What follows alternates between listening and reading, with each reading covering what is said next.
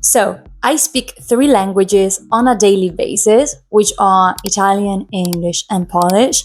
And today I'd love to debunk some myths connected to speaking because it is one of those skills, that gives a lot of trouble. The video on my channel you have loved the most, which feels a little bit old now, it's a bit ancient. It was a video about speaking, and those are the videos you watch the most because speaking is hella hard. So first of all, I'd love to share why speaking is so difficult.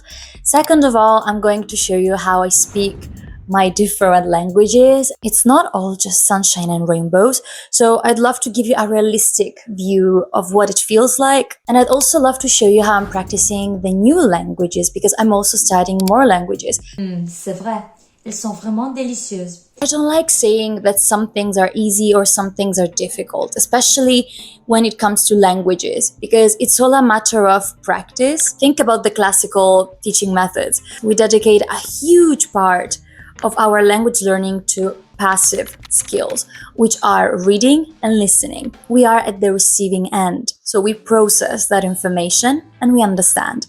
But when it comes to speaking and writing, it's quite different, isn't it? Because we are the main protagonists. You have to think about what you want to say. In the meantime, you are processing the grammar, you're processing the words, so the vocabulary. You're thinking about also the content. So what do I want to say? And now I want you to honestly think about that. How much time do you dedicate to speaking compared to listening and reading and writing?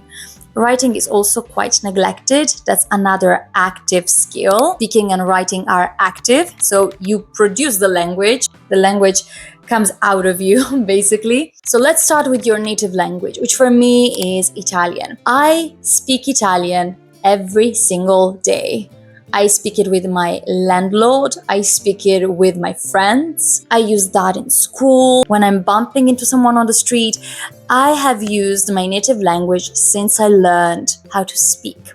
So of course, it's easy. It feels easy because we have done it for so long and we have made so many mistakes while we were growing up. L'italiano è la mia primissima lingua e quindi ovviamente per me è la lingua più facile da gestire, la lingua più facile in cui riesco a parlare. Se qualcosa non la capisco, posso tranquillamente usare un dizionario, posso chiedere, non è una lingua difficile per me. Per ovvi motivi, per ovvie ragioni. The second language I've been using on a daily basis for a very long time is Polish, because Polish is my family's language.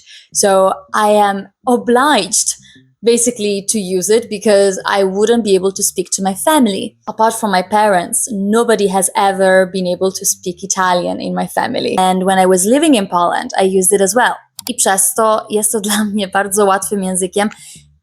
Nie jest łatwym językiem, ale mogę w nim się spokojnie dogadać z innymi. Mam oczywiście akcent i już nieraz o tym mówiłam też na kanale, bo po prostu to nie jest język, którym się posługuję na co dzień w każdej sytuacji, tylko w pewnych sytuacjach, na przykład z rodziną, na przykład gdy mieszkam w Polsce, to w sklepie, kiedy jadę do Polski, to oczywiście na lotnisku, czy tam, nie wiem, gdziekolwiek. Jeśli jest mi potrzebny język polski, to umiem się dogadać. Jest dużo słownictwa, którego nie znam.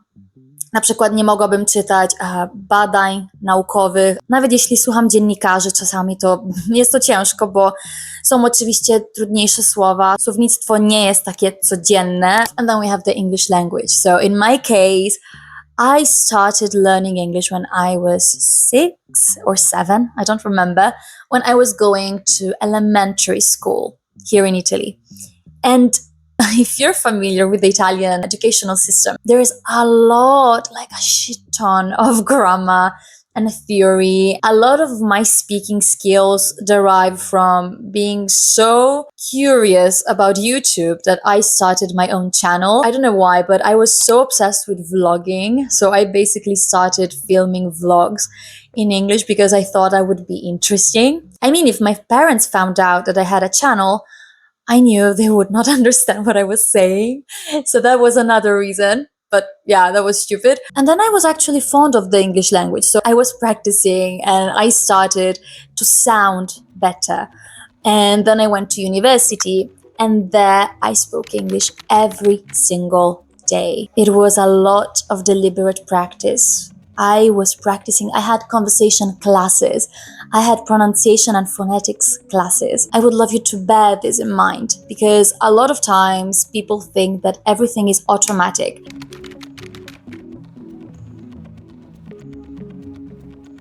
Something I see is the frustration of not being able to voice your thoughts. And something I see 8 times out of 10 basically is the frustration that derives from not being able to speak, just like you're reading or just like you're listening to something. You don't have that same skill set. The amount of hours and the feedback you get for speaking is crucial. A little fact about me is also that I've noticed throughout my life, when I was living in Italy, my English sounded very, very Italian at first.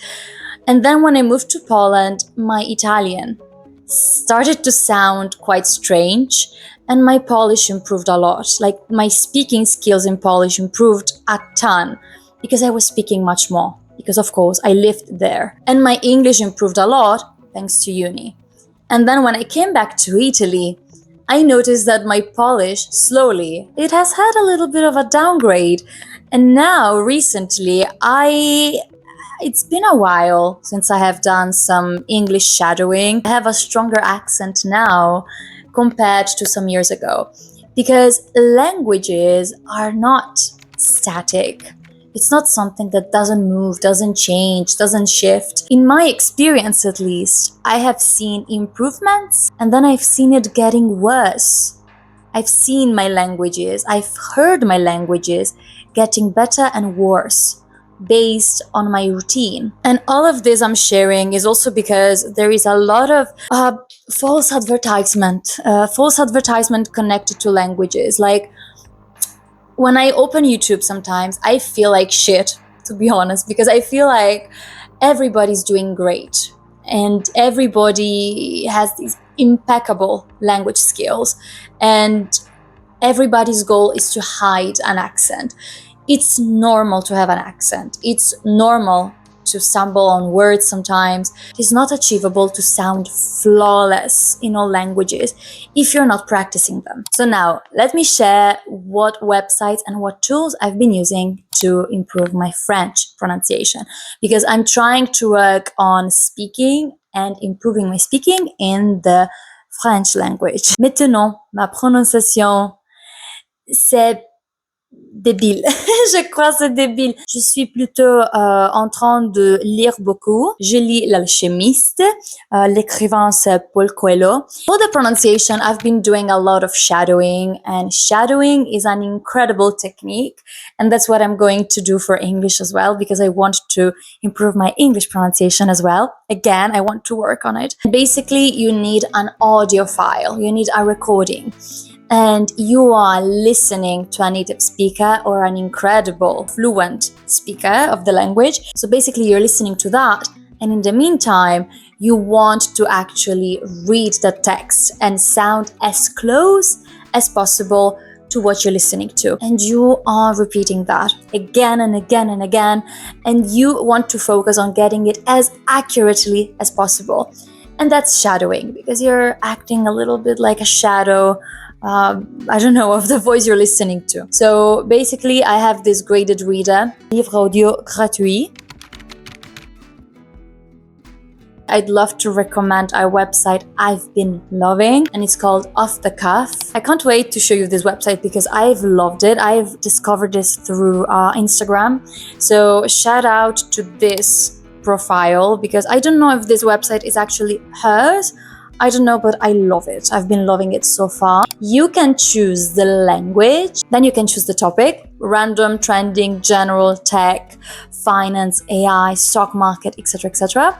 And then you're choosing the difficulty level. So you could choose random, or you could go for easy, medium, and hard. And then you basically pull the lever. Here it says set 1 minute timer, and you're speaking for 1 minute.